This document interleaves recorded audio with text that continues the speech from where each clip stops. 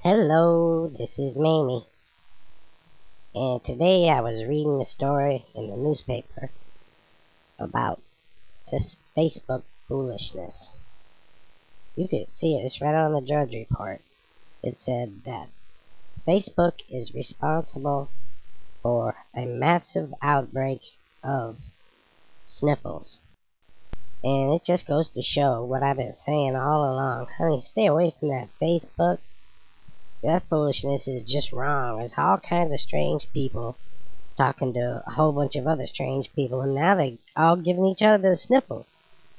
So stay away from that Facebook, and at least get you some powerful sanitizer, or get you some gloves or something.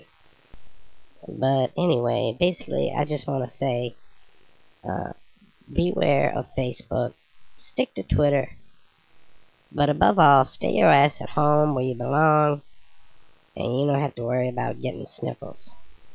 Because that is just wrong. I got enough problems. I don't need to worry about no sniffles. That's about all for now. Thank you, and have a nice day.